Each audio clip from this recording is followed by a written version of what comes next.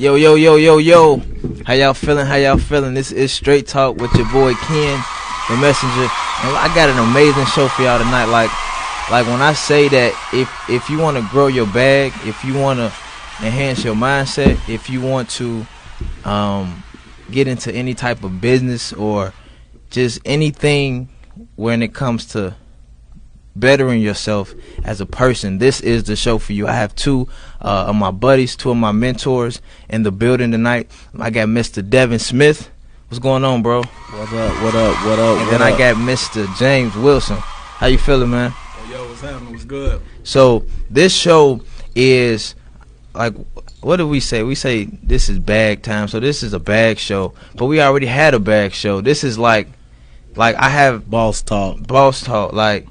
Like these guys together, they probably own like 15 businesses. Like it's crazy. So I need y'all to pay attention to the knowledge we finna get. Like I'm so excited. I'm not even gonna do no news. I don't care nothing about what's going on in the world. I wanna know. I need to pick y'all brains. I need to get what y'all got. So real quick before we get started, James, tell us a little bit about yourself. Okay, what's going on, guys? James, aka the serial entrepreneur. Career entrepreneur. You know, I own multiple businesses, tattoo shops, real estate. I'm also a professional trader, government defense contractor. I got a pet line. I got a lot of things going on. Pet line? What's that? I got my own line of pet products.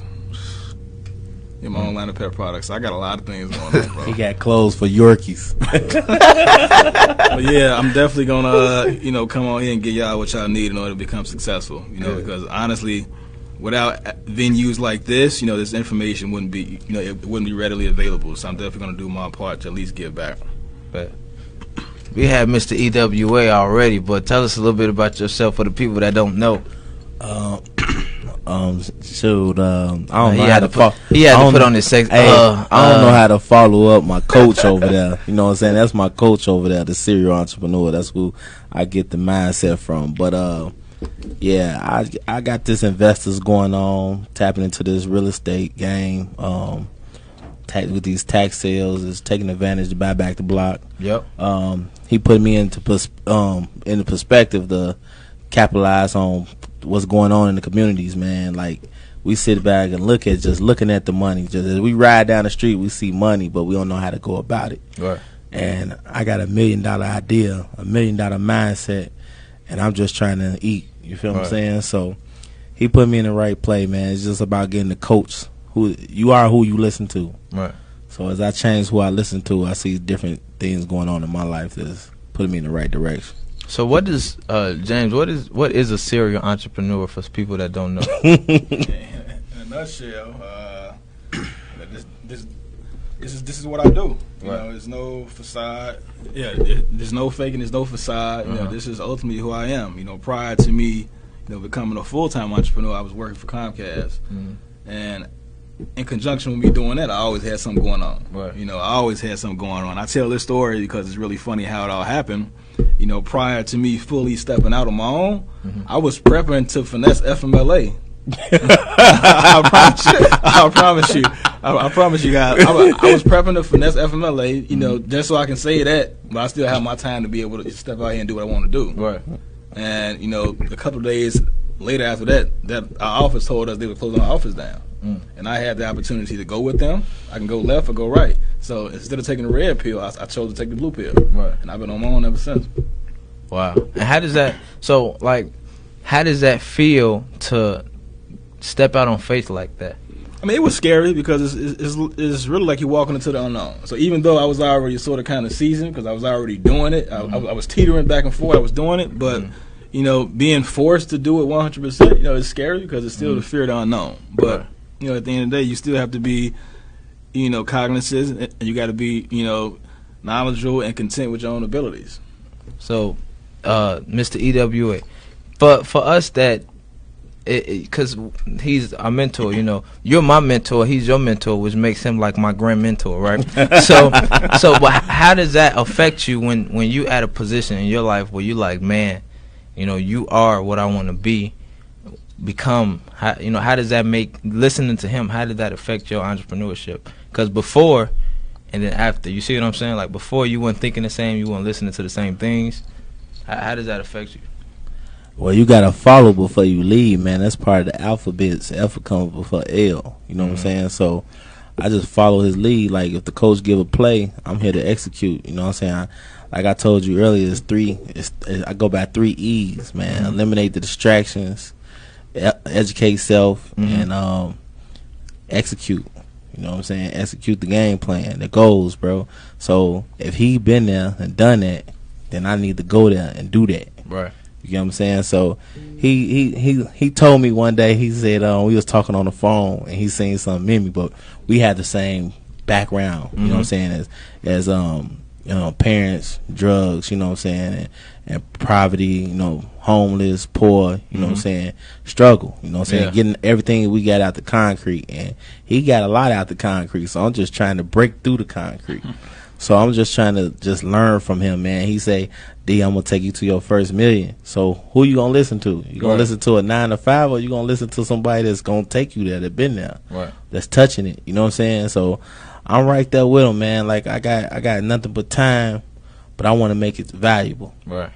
And when we come back, I want to know about your desires. I want to know how you've changed from being broke to making well over 6 figures. So when we come back, we're gonna talk more about the desires of an entrepreneur and your habits. So when we come back. That's Facts by Lecrae, and tonight, man, we speaking facts, straight facts. So I want to ask you, Devin, before you was an entrepreneur to now, what different habits did you have? And let me ask you, not only what different habits did you have, but why did you feel like you needed to change it? The habit I had was being broke, bro.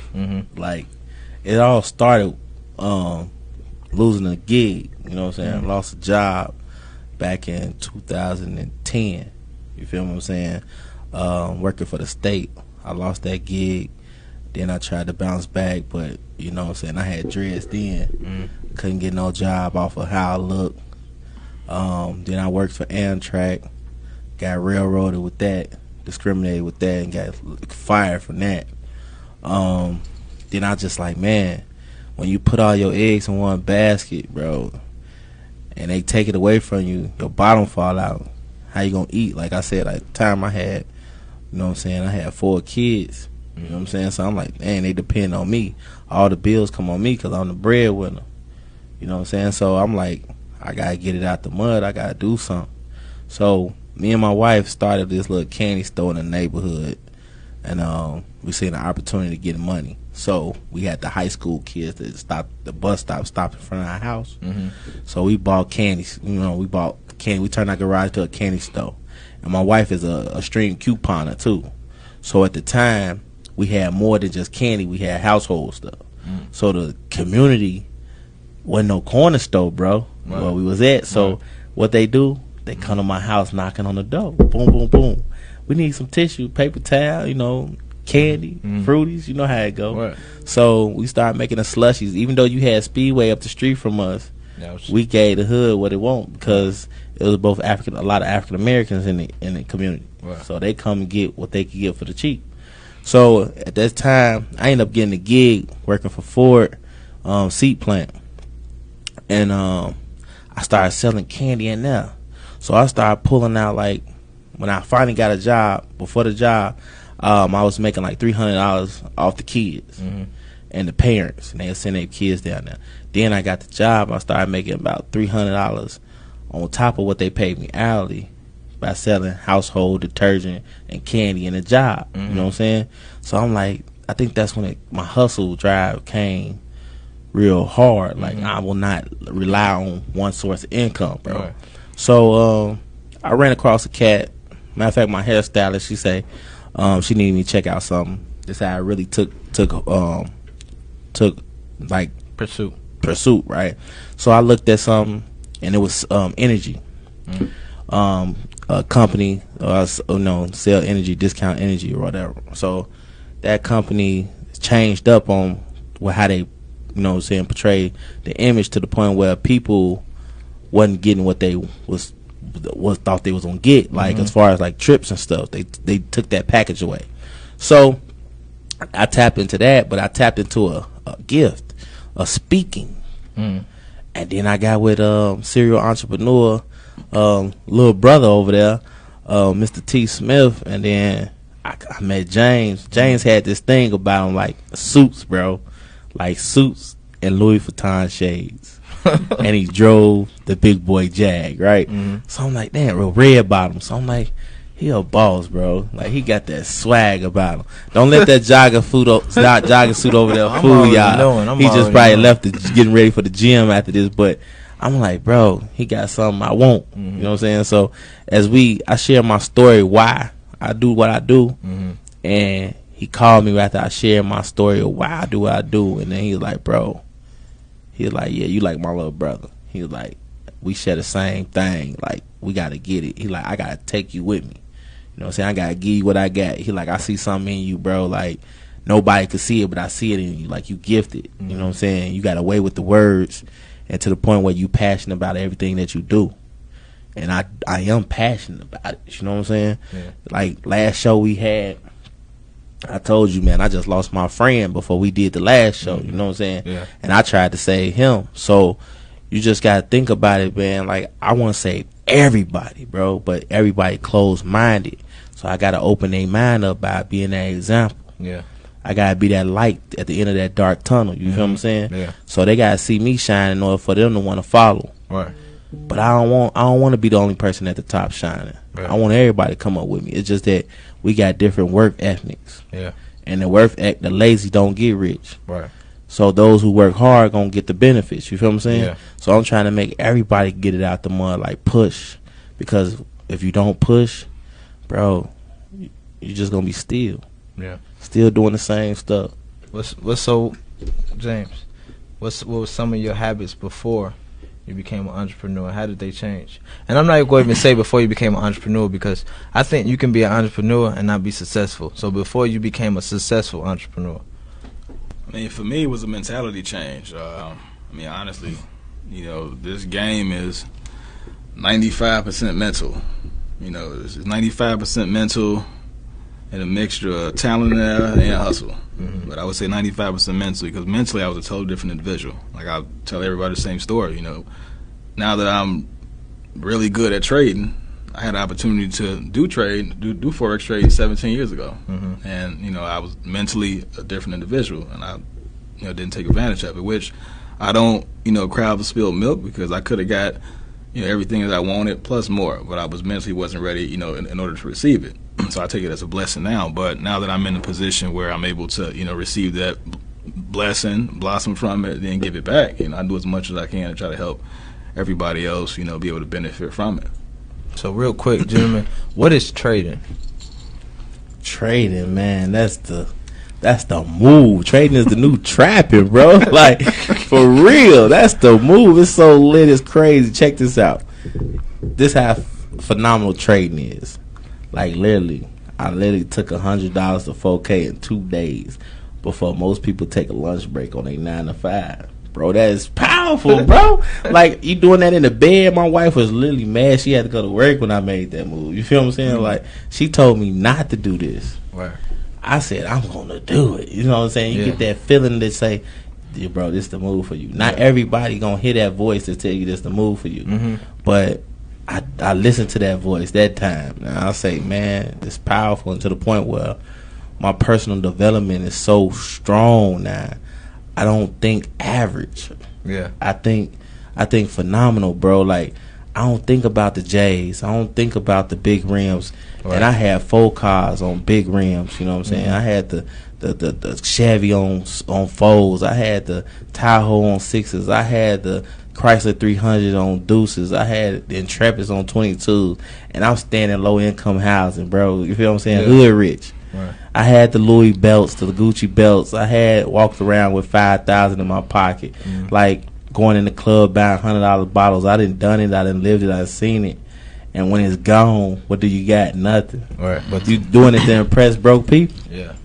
And I think it's a mindset. Like, you know, a lot of people in my generation, I think that we think about, you know, what other people think I got kicked out of school because I was an entrepreneur, and I wasn't even like a drug dealer. Like I was selling candy and chips, but I was making like I had people working for me, James. Like when I say that they had to call my family up there because that's what I was doing. Yeah. Like and you know at the time it was I think I told you it was a time where the Michelle Obama thing she didn't want, or she didn't want, but she was trying to promote healthier. Okay. So, and I went to a military school, so they was more strict than the regular CPS school. So they was like, you know, no cupcakes, no cake, none of that. We gonna, you know, be healthy, whatever. It was basically law. But I'm like, you know how I started? I was working when I was 14. I had my first job. I worked for a hardware store. They was like, we're gonna pay you $40 a week, but you only working 1 day a week, so it's like $40 a day. But I only worked on Saturdays. Shift was 9 to 6, so I'm getting paid like $4 an hour. Every time I see my boss now, I say, you owe me some more money. That ain't even minimum wage. But 14 years old, you're not even supposed to really work. You're not supposed to work till you're 16 until you have a job permit. So to me, that was a blessing, you know what I'm saying? So I'm 14, I'm begging my mom for a job. But she like, since you got a job, now you're going to pay your own phone bill. I'm like, all right, I only got, you know, I got $40 a week. So I'm like, okay, cool. So I got to a point, my sophomore year, I'd never forget. I was like, man, I was too broke last year. Like, I was too broke. I couldn't even buy, like, candy at the school. You know, like, it'd be hot. You can't buy no icy. You can't do nothing. But I'm working the hardest. Like, I'm working the hardest. So what happened was I went to, like, a basketball game. And on the way to the basketball game, some kid came to me like, you want to buy some candy? And the guy next to me was like, yeah, let me buy it. So he bought it before I can even want to buy it. He got, when I saw the Snickers, I'm like, that's a regular Snickers. That's $2 for $1. So the next day I went, I don't know how I got the money. I went and I got a Snicker for $1. I got 2 Snickers for $1. It was sold before class even started. That's all I needed, bro. I was making like $1,500 every 2 weeks. You was getting it, man. I'm like the El Chapo of selling candy, bro. I had, and then once they got me, they took all my stuff. They raided my lockers. I had to have. It was a point I had to have security watch me to my class, escort me, because they just knew this dude is like he's becoming a distraction. So I hired 2 of my buddies. I'm like, this is what we gonna do. We came out with a payment plan. I gave them envelopes, and we went to work. And that's how it happened. So, but I get it. You know what I'm saying? Like, my point is, I understand now, but everybody not like that. You know what I'm saying? Everybody don't have the hustler mentality. You know, a lot of times my age group, we care about the new, like you said, the new shoes, the chains, the clothes. I'd rather go to a thrift store, get it tailored, and rock it like it's Givenchy. You know what I'm saying? And but still have that money in my pocket instead of buying a $400 suit. For what? For what? But like I said, it's a mentality. So when it comes to habits, I think that as an entrepreneur, you got to watch. First thing you got to do is surround yourself to who you want to be like. You know, I think once I did that, it changed for me. You know, I hit up Devin all the time because I want to know, like, it don't even have to be about trading. It could be about anything. Yo, what you reading? Tell me what you reading. How do you think? You know, like, what do you do in this type of situation? Not because I don't know what to do, but I want to see that if this is where I want to be, I want to know what y'all think. So when we come back, I'm going to ask y'all some more questions, James. I'm going to pick your brain more. Okay, cool. And then we're going to talk about how you was able to start buy your launch and brand your wife business. That's big, bro. For your wife to be like, I want to do something, and you just be like, all right, bet. Let me write the check. We're going to talk about it. This Lecrae broke. So I want to know, for you to be able to have houses, so you have houses, and you opening up your own tattoo parlor, and you do contracting for the government. Yeah. What else you got in Colorado? I got a credit repair company in Colorado. And then you got a Yorkie coat line. You got a poodle coat line. I got a pet product line. So how do you fund all this stuff? Now a lot. Well, trading is funding a lot of things now. But prior to me fully launching the trading, I had money also. You know, it takes money to make money. You know, that saying is true. You know, it does take money to make money, but also, you know, it not necessarily. So it's like it's like a myth. It's like a hidden myth. So if you don't have the funds to, you know, launch a business, start a business, the next best thing is partner with somebody that has the capital to do so. So now that I'm in a position where I can do a lot, you know, I'm the houses, you know, trade is really financing a lot of that, you know, the acquisition for the houses. I partnered with my tattoo artist, and me and him partnered up, and we opened up a tattoo shop in the city. So the tattoo lounge, everybody is opening up in April. So I definitely be advertising that a lot more, you know, towards that specific launch date. I mean, are you into? So you must be into tattoos. I'm guessing. I'm inked up all over. I'm inked up all over. Yeah. Okay. But they'll never know that because, you know, normally I'm suited up. Right. He in a Da Vinci suit. He on this Jamie St. Patrick over there. Get out the game, Ghost. Teach me the game, Ghost. So how was you able to buy your wife? I mean, to me, that's really like, I think that's, how fulfilling is that for your wife to tell you what she want to do, a dream, and you just say, all right, I'm going to write the check. My wife, her vision came off the same as mine. She lost a gig, you know what I'm saying? So as hustlers, we adapt. Yeah. So she lost a gig knowing that these bills steady coming, and that's when she tapped into her entrepreneurial skills, because she seen me hustling with the candy, and she was like, I gotta do something. And she gifted with baking, so she started making like sweets, you know, cupcakes and stuff like that. And then she done that, it promoted to edible arrangements. Except for her edible arrangements more exotic. Like, it ain't just a basic look of chocolate and a little drizzle, you know what I'm saying? It's like blinged out candies, you know what I'm saying, sparkly, you know, glitter, cream filling when you bite all into it. No, somebody a little hungry. Yeah, but and then she do salads for the healthy people. Yeah. You know what I'm saying? Like exotic salads, like jerk chicken salads and salmon salads, steak and shrimp, stuff like that. Because we was eating right, you know what I'm saying, more clean. And I think I heard that's another thing too. Entrepreneurship is a lifestyle. Oh yeah, you definitely can't half-ass at it, man. You know, I mean, that's just being 100% honest. You know, it got to be within you. You know, this is something that is not for everybody.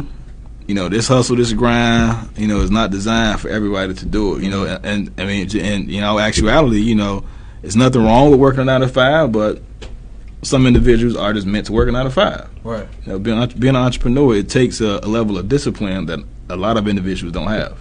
So we talking to y'all now, like y'all made money now, y'all got money now, but what are some things that striving to get it? What are some things that you can't buy?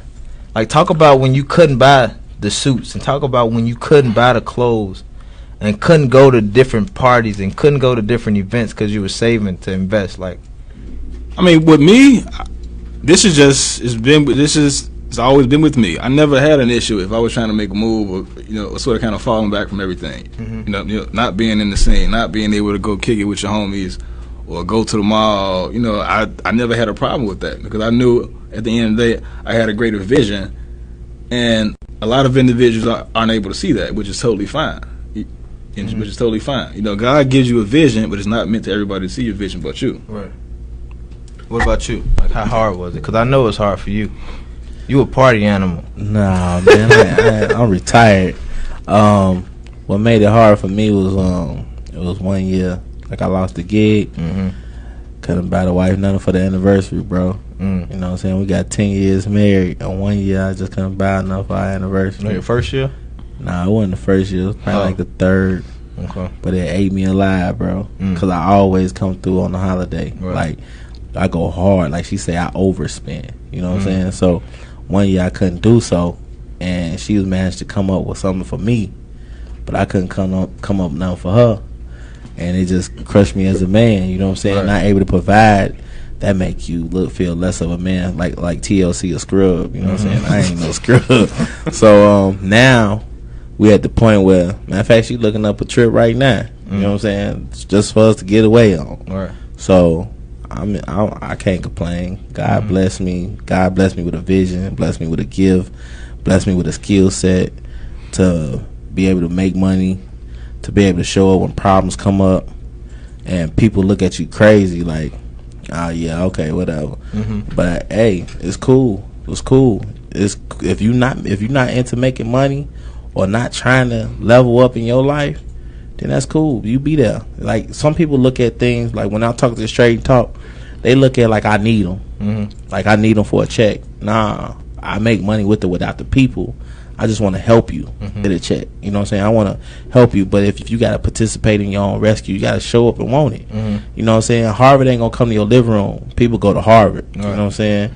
So you have to want it. Just like you call me, that let me know you want it, bro. That belly in you just growling like, I need to make this work. You know what I'm saying?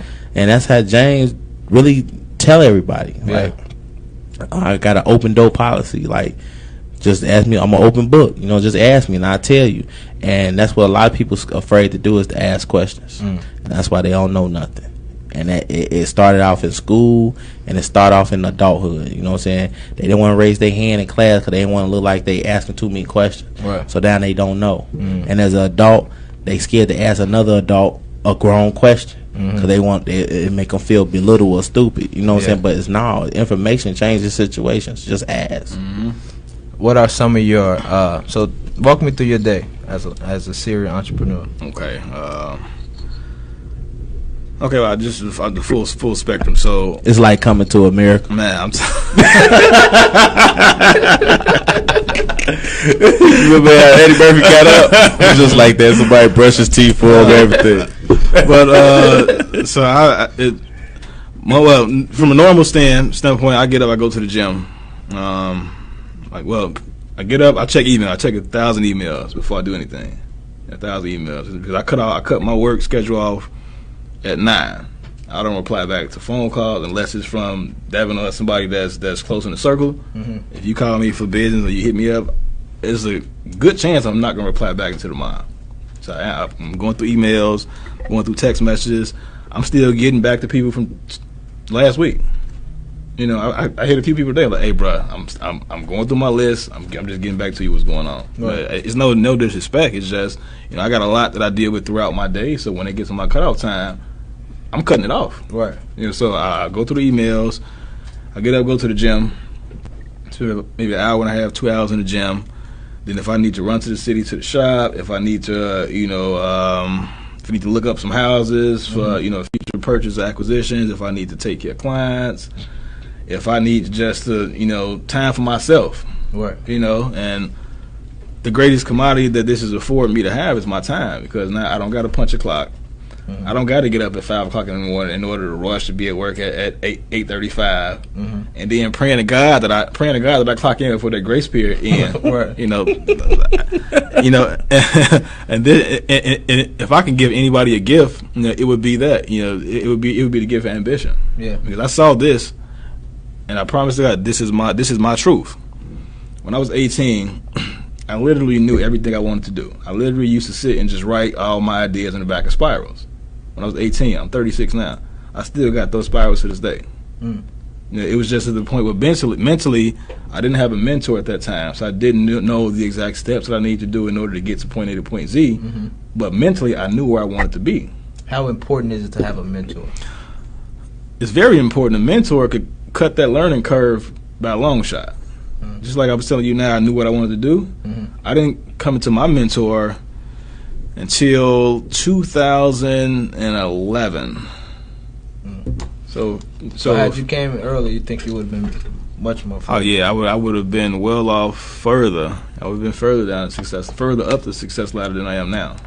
So that's why anybody that I see that has it in them, or that's shown me that they're hungry, because like Devin said, I tell everybody I got an open door policy. You can literally ask me and inquire about anything, but if you don't ask, I don't extend myself, because I'm giving you that ability to do so, and you don't do it. So if I see that you're hungry and you really want to get it, I definitely do my best. I've been over backwards for you. Just like Devin. I also covered my little bro JVL up. I told him before he even started trade. This is back when he just first started coming around us. I'm like, look, man, you're literally where I was when I was 18. So I'm definitely going to make sure by the time you get 23 years old, I'll make sure you got 4 hours. I give everybody the same opportunity. Right. What books are you reading? I'm reading T.D. Jakes' Soar, Think and Grow Rich, and I got another book I just copped. It's a Steve Harvey Jump. That's the book I just copped. They're my 3 books all along. Oh, of course, one of our buddies, Mr. No More 9 to 5, Chad Thompson book, No More 9 to 5. So them are the 4 top books that I got right now that I'm currently thumbing through, of course, with the Bible. Why is it so important for you to read as an entrepreneur? It's important, bro, because like my grandmother always said, if you want to hide the world's biggest secrets, to put them in the books, because nobody want to read them. Like, if you want to have the secrets to wealth, put them in a book, and that's why a lot of people broke, 'cause they don't want to read. Right. And information could change situations. It's just about you studying, and we stopped studying once we got out of school to the point where we stopped growing. You know, you can't grow money if you don't know about money. Money wasn't taught in the homes. It wasn't taught how to budget it, how to save it. You know, it just taught how to spend it. Go to work, make it, and spend it. That's it. Pay bills. You know what I'm saying? Yep. And now now that I learned about money, how to invest it, I'm looking at a lot of things to invest my money that's gonna bring me back a bag. Yeah. You know what I'm saying? Besides spending it on retail things or new cars and it depreciate value when you drive off the lot, I want some stuff that's gonna gain value. You know, because you work hard for your dollars, but your body can't take 40 years of working hard. Yeah. But your dollar been as old as you. Right. You know what I'm saying? Your dollar been around for over hundreds of years. You know what I'm saying? So what is one of your, both of you, James, tell me first, what if you had one major investment, what would it be? Now that I can look back in hindsight, my biggest investment now would be Forex.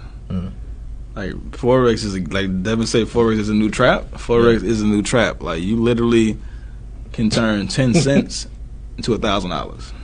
10 cents. Like, you can literally turn 10 cents to $1,000. When Tupac said his mom was trying to make $1 out of 15 cents, all she needed was Forex. all she needed was Forex. So the biggest investment is Forex. Like, Forex is not going anywhere. How much they pull a day, Jay? 5.3 trillion.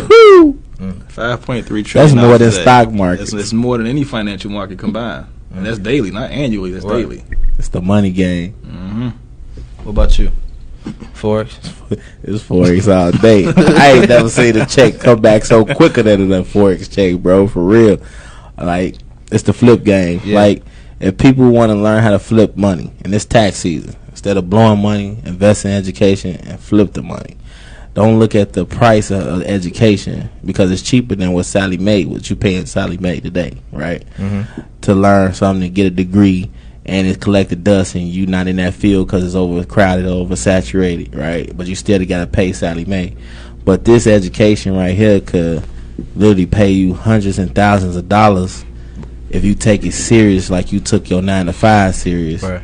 And why do you think people like that though? Like, you know, you get tax money and you just like, let's go to eat, let's go on a trip, instead of investing. Man, I never understood that, because people don't understand tax money is not free money. That's money you already work for. Right. You know, so that I never got, you know, the actual connection from that, and that they call it tax time baller, right?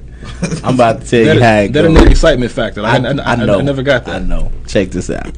I done some tax time balling before. You feel what I'm saying? Like, you get a $8,000 lump sum check, and you like, I'm about to go buy all the stuff I couldn't afford on a weekly basis. You know what I'm saying? Like, hey, I got extra money to go blow. Right. And I used to do that. Like, me and my wife, we file taxes separate. So me and her, I probably get $5,000 and she get an $8,000. So you over 10 bands, and you just tearing down Walmart. You know what I'm saying? Yeah. You just buying that computer, buying that big screen TV. You want to live lavish. You know what I'm saying? Yeah. So as you work check to check, you always was broke. Now you get a lump sum, you gonna blow it. And they call it tax time balling. You know what I mean? Some people like to belittle the tax time people, but that's everybody to have that extra cushion. They get a point to live like they want to live at that point of time, for that short period of time. And then when they run out, now they're reality check, but they got that high to live a fancy life, to go buy a fancy meal, you know what I'm saying, sit in a fancy restaurant to say, I deserve to be here too. Right. But there's this thing that we trying to teach them on a daily basis, that you deserve to live that life forever. Right. Not just for a weekend, not just for a tax season, for the everyday life, you know what I'm saying? And a lot of people sit back and look at you. I had a person look at me. I took my family out to Benihana's. My bill looked like a utility bill. That bill was like $356, and I posted a receipt on social media and said everybody deserves to have a bill like this to feed your family. And they're like, "You just stunned." I said, "Nah, I'm just motivating." Like the fact that you could do it, it make you feel good because and not be mad at it. Not be mad, bro. We used to have to pick up food at a good restaurant from the back door. You know what I'm saying? Our ancestors had to pick it up from the back of the restaurant. Now you come in at the restaurant, you can afford a check, bro. Like, come on, your kids don't know no better, but they see they could do it. You know, my kids idolize a good dude a guru on YouTube called CJ So Cool. But the fact that daddy could buy the stuff that he got, the fact that daddy could wear the stuff that he have on, they see that they could get it too. You know what I'm saying? Not just somebody else living it. Like, my daddy could buy that. My daddy drove the Maserati. My daddy had the Rolls Royce. You know what I'm saying? I could get it. I mean, I could lease it. You know what I'm saying? I can't own it, but you have to see it. You have to touch it, and then it become reality. That's called a visionary. You have to see it, speak it. You have to speak it into existence. Then you have to see it in person. Then you have to feel it, and it become your reality because that's what you're constantly thinking about, and the universe gonna give it to you. So what kind of things are you trying to instill in your kids now? Oh, my kids say they want to be like their daddy. And I don't want to be like KD. They don't want to be like LeBron. They want to be like their daddy. They want to be a boss. You know what I'm saying? When I get ready to walk out the house, Daddy, you going to a meeting? They know what's up. They didn't came to the meeting. They didn't came to some trainings. My daddy even told them to listen to me. You know what I'm saying? And he tell me how proud of me. If he don't look at nobody's social media on Facebook, out of all the kids, he's gonna look at you. He gonna look at mine because it's positive value, and it's the truth, and it's facts, and it's motivational and inspirational. And he know I got it out the concrete, and he know my childhood wasn't the best childhood, but I still became a rose that blossomed out the concrete that he proud of. You know what I'm saying? He know he wasn't there like he should have been, but that he there now. And me and him both Geminis.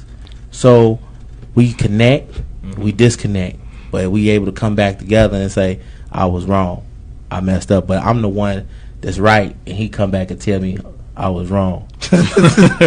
So I mean, just my mindset, the way my mindset is cool, man. My daddy had a dark life. You know what I'm saying? He was in the streets, then he was the streets, and then he was in the streets. Then he became a product of the street. And I sat there. I'm the firstborn. And James got me beat by 3 years. That's crazy. I was the firstborn, man. I seen it all, bro. Rode in the back seat of everything. You know, I didn't take that path, and that's what he proud about. Wow. That's why trading is the new trapping, baby. We ain't gotta be on corners no more. We just be on our cell phone. Getting it. James, tell somebody who desires to be an entrepreneur, but they don't know what to do. Tell them what to do. I mean, for all of you guys out there that's interested in becoming an entrepreneur, you just don't know the steps, to either launch your vision or get in position in order to make that happen. See, the first integral part is finding a mentor. Finding somebody that's at the place where you want to be at or has experience where you want to go. Because a lot of the mistakes and hurdles that you're going to go through, they can guide you around those, and that's going to bring you closer to your actual end goal. So, that's the most important factor, I would say, starting out fresh, because doing anything for the first time is new. It's the fear of the unknown again. You don't know what's going to happen. So if you can position yourself to be around somebody that's already did it, doing it, or has, a grand experience at it, that's the best thing I would wish anybody to do, because they can definitely allow you to, learn as fast as you can, but on a faster pace than they achieved to that. But they're also going to get you to your goal 10 times faster. And really being in the position I am now, and I call myself semi-successful. I don't take none of this for granted, man. Being able to reach out and touch money, and being able to make 6 figures in a day, Like, don't none of that. You made 6 figures in a day. I'm blessed, man. Like, you know, I'm blessed. Like, I have I'm in a position. I don't take nothing for granted. You know. No. But you didn't answer my question. So you made 6 figures in a day. I mean, yeah. You know, business is good, man. He's so humble. Right. He said that like you know they humble. Like when they say,